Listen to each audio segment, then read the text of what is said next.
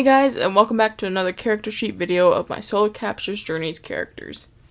If you haven't seen the first video, which is where I go over Solar Capture, I'll leave a link to that in the description below. In this video, we're going to go over Drizzleflight's story, up to the point where the comic starts. For those of you who don't know, Drizzleflight is the mate of Solar Capture and is one of the main protagonists of the comic. This video will be structured just like the last video, meaning the drawings will most likely not line up with the story points I'm telling currently in the video, mainly because I don't care, as I will show you the end result at the end and you can figure out which story point goes where, and you'll see the progress throughout the entire video, so I think it'll be alright. Alright, let's begin. Drizzleflight was born to Croc and Cascade's Duck. She had two siblings, Resilient Fur and Jester. The three cubs were as close as siblings could be, always running around and causing mischief any chance they could get. A real headache for Croc and Cascade's Duck, though it was clear that Drizzleflight and Jester were far more close. They would non-stop talk about how great of hunters and fighters they'd be when they're older, always racing to see who's the fastest, though Jester would win most of them. During her early cub days, Drizzleflight's life was happy, living with the high ledge pride. And with the love of her parents, siblings, and uncle, she felt like she was on top of the world.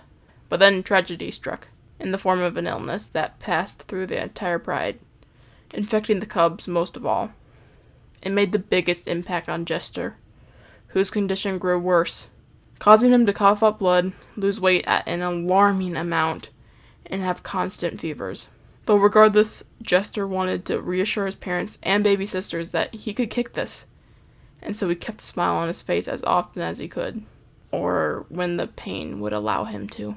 But as the days went on, it was becoming clear to the pride that Jester wasn't gonna make it.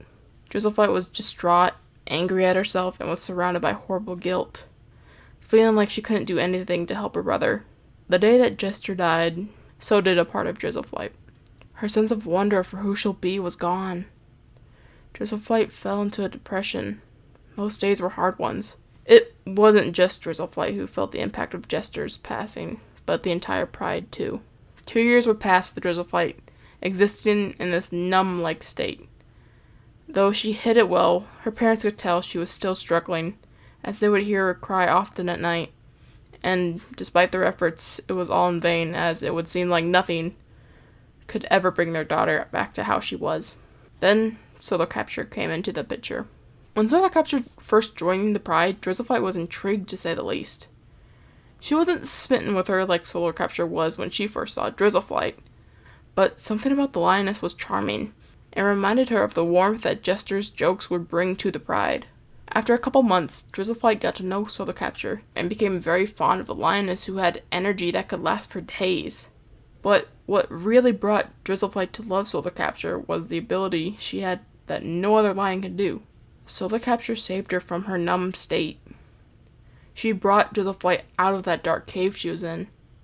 She taught Drizzleflight how to love again. Drizzleflight's days of crying and mourning were over at last.